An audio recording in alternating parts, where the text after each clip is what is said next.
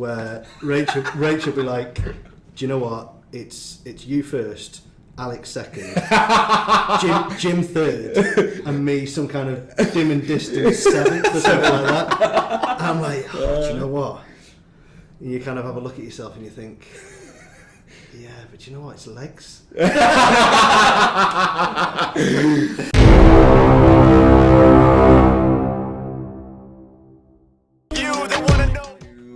The training partner bit. So, when you said dynamic duo, who's providing the dynamism? Is it me? I think that would be Dan. Probably not me. It's the polo. Yeah. Oh, listen, let's not get into polos. Listen. You had to, didn't you? Right. Okay, can I tell you something very, people might not be aware of this, especially if they see him in the gym. Yeah. And he's wearing his short shorts and tight t-shirts. You can tell when there's a big point coming on. The clasping of hands. Right. Dan has as many polos as he does sunglasses, so that's 1 point to me. That's, I only found that out last week, which is fascinating. However, 7 did you say? Not many. 7 or 8. Not many. Right, okay. I don't want to segue out of this. How many pairs of sunglasses do you have? Better yet, how many do you need? Do I have like 2 max? Yes, exactly. Why 7? But it's neither here or there because the polos are the main thing. I love polos. Dan has a lovely selection of polos. Like, a lovely selection of them. To the point where I can almost recognise each one off the top of my head. He's got signature polo styles. But like one of the best photos I've ever been sent by Dan is of him trying on polos with a gilet. I'm older than Alex. Okay. He doesn't understand the styles of a middle-aged man. He looks like he should be driving a Porsche Boxster. That's what it is. Soon. So so not only are we differing from a training perspective on some things, we also differ drastically on a dress sense. Again, it's an age thing. How did this come about, this whole training partner bit? I think that would be interesting because you guys are both 2 different backgrounds. Your background is rugby, and your background is soccer, fitness. Yeah, that's right. Soccer and bodybuilding, maybe, right? I guess for me, it started out as a very narcissistic exercise. Obviously, the aesthetics was, especially when I was a lot younger, just kind of just wanted to get fit. And then it's become much more than that. It's grown into a way of life for me. Like mentally, it's so key for me to train. That's all I think about.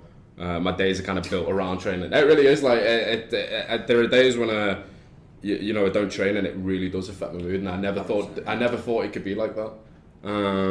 But I guess how we started out was Fitness Zone, no? Yeah, nearly 2 years ago. But I can't really remember how Fitness Zone. Yeah. So Fitness Zone is a relatively small gym in JLT.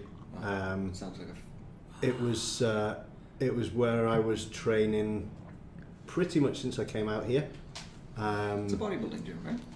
There's a little bit of everything in there. Okay. I went there because I'll get this in before Alex does. I'm quite tight. And they have a very reasonable price point. Yes. Okay. So I was training there. Alex. See, I moved, didn't I? I moved to JBR. Yeah, I was living in JBR and then I moved to JLT, and I used to train in just we were virtually neighbours. Yeah. So, and then obviously I was working in I guess that. Literally, where we? Thinking Yeah. about it. So I was on JBR, moved to JLT, and I was using the JBR community gym, and then which is absolutely nothing. I needed a proper gym to train in, and got onto Dan, and he said, head on down to Fitness Zone, which is where a proper gym. Yeah, proper gym is what I'd call it. In comparison to what it was, I mean, warehouse is even on another level to that. Yeah. I guess it started from there, and probably a combination we never thought would be what it is today, I guess, and interesting more. Because I mean, for me, like I was approaching training from a very like a complete lack of knowledge. I didn't really know what I was doing, and Dan gave me a lot of structure to training. Introduced a lot of sort of powerlifting to me, which I'd never done. I'd never done a deadlift effectively before training with Dan. So that influence has obviously been huge, and then I kind of just have been able to add add things there, and I've learned so much from that. It's ridiculous. Like people talk about having personal trainers and all that sort of stuff, but his depth of knowledge is ridiculous. So that's been a huge factor in our training. I felt like I've been trained by him rather than trained with him at times. Yeah, Rather than want to cry.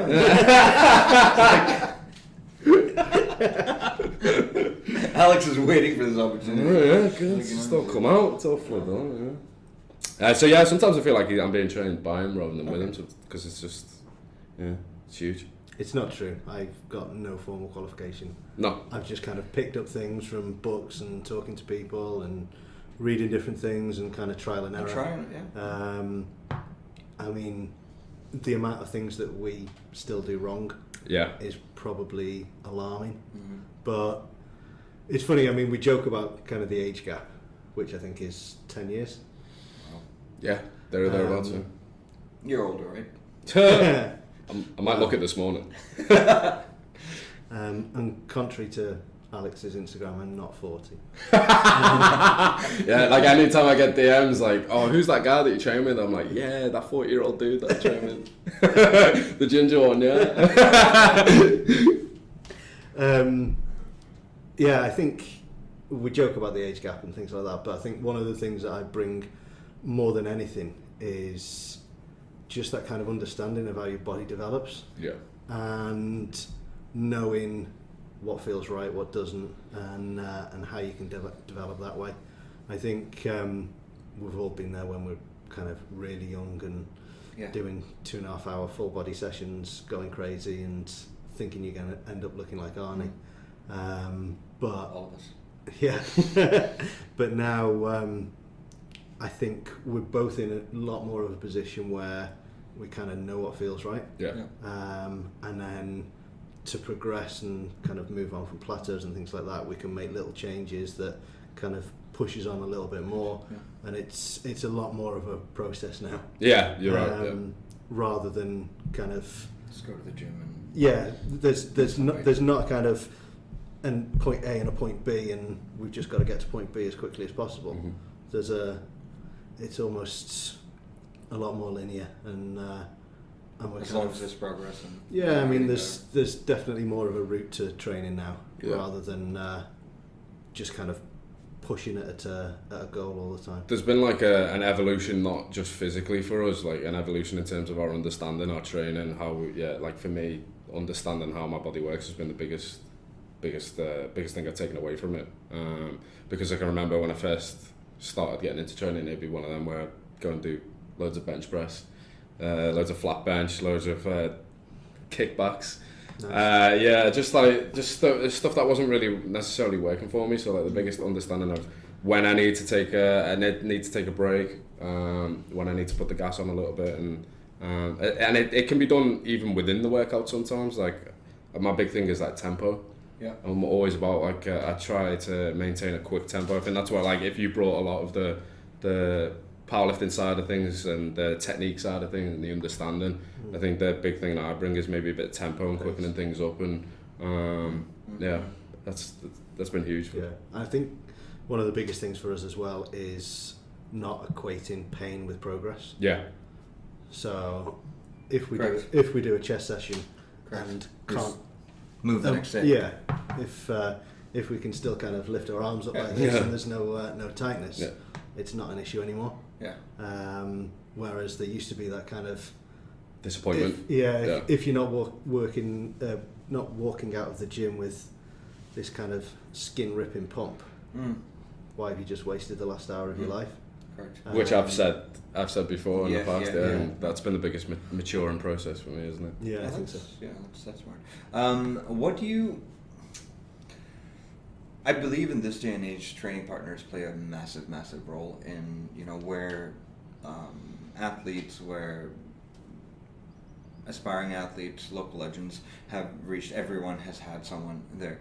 What would be your message to younger athletes when it comes to finding a training partner? Chemistry's key, isn't it? Yeah. I think there's like this unspoken competition between me and Dan that we don't throw it in each other's faces, but there's that underlying sense of, I need to get another rep out, or I need to, if we're going for, because we're obviously synchronized in terms of when we're training, naturally that means we're building towards the same crescendo when it comes to goals and stuff. So I think there's that's a key chemistry that we have. That's not, we don't speak about it, we don't throw each other's faces, we don't like say, I've got one up on you. It's not negative, it's not negative, but it's just an undercurrent of competition there, so that it gives us that natural bite, and it gives us that extra bit of motivation when we're training. That's where the age gap I think really works as well, because I'm trying to keep up with a young kid. With a young kid. You said he's 40? And he's thinking, do you know what, he's a bit more experienced, maybe a bit thicker set. Yeah, that's true. That's very true. Maybe. And it's like you say, it is a kind of undercurrent of competition, but it's healthy as well. Massively. I think if for anyone that's looking for a training partner, the key is to find somebody within your ability. Somebody that is in some areas can maybe be a bit like, say, if somebody's got a little bit more of a better deadlift, but you've got maybe a little bit of a better squat. Somebody who gives you that natural drive and bite to try and compete with them in some areas. I don't think there's any use in if you're going for a training partner you're training with every day rather than a personal trainer. So if you're going for a training partner, I think you need to be of a similar mindset, similar ability, because I think if it sways too far the other way, there's a natural imbalance then in the relationship, and I don't think you're going to get as much out of it. But that I can only speak from the experience I've had with Dan. He's been my only training partner, and I've found that obviously has worked for us. It might be different for other people. I think mindset's critical. Yeah. Mindset, both in terms of knowing that you can rely on somebody. If you say that 5 days a week you're going to be in the gym and your training partner's there for 3, it's the wrong person. And the other thing as well is Alex does himself down a little bit in terms of the kind of knowledge side of it, but I think you should learn off each other. I think as soon as you stop learning, then you'll stop developing. And even if it's just bringing different things to the party, as soft as it sounds, an Instagram post that you've seen, I've seen this guy doing this, it makes a huge difference. There's a lot of that. Definitely a lot of that. Definitely helps. Does that help in your corporate life? Yeah, interesting. I think our mindsets are really quite similar in terms of work ethics, very much the same. Alex works as hard as anybody I know. For sure. Just to put it into some sort of context, that first job that we spoke about, you were 21, 22? Yeah, would have been 20. His shift pattern was Wednesday to Sunday, 3 till midnight. Yeah, it's dead. So wasn't great. Great social life. And then there was a time I remember I worked at the Independent newspaper for a month in London. So I actually commuted on train every day to London from Liverpool, which is about maybe a 2.5 hour, 3 hour train journey. And then I would back and forth. So I'd do that in the day, and then I would work in the evening. So I was doing that for a month. So doing something like that was comparatively not as bad. Yeah, so like coming from that, like especially getting into journalism, such a difficult industry to get into. Dan can attest to this as well, because we've all had to go through a lot of trials and tribulations before eventually getting there. You have to go through the dirt before you get through to the clearer skies, I guess. But in the beginning, it's very, very tough industry. So competitive. There's so many, I mean, naturally you get a lot of people who have got that competitive mindset from wanting to go into sport, maybe, especially sports journalism, and they've maybe not been able to make it as an athlete, so they've then segued into something like journalism. And there's so many people who want to do it. I mean, I worked for free for 6 months originally at the Liverpool Echo for full time, just to get myself in there. Just to get myself in there, just to get known. So yeah, like, and Dan will have had the same sort of maturing process to get into the industry, and that naturally gives you a real massive work ethic, which is the thing I look up to most with Dan. Is unbelievable worker, like ridiculous. I think why you keep him around now. I think the other thing for us as well in work is we challenge each other. The last thing he is a yes man. Okay. And if he thinks I'm wrong with something, he'll tell me. And then he'll present something as to why I'm wrong. and then we'll have a discussion and agree that I wasn't. But no, there's always that kind of back and forth of I think this because this, but I think this because this. Nice. Chances are on some occasions we'll both be right and kind of meet in the middle somewhere. But that level of challenge kind of mentally, I think, is what really makes us get on. That's very true, yeah. Amazing. Okay. So, chemistry. Yeah. Energy. Mindset. Yep. Accountability.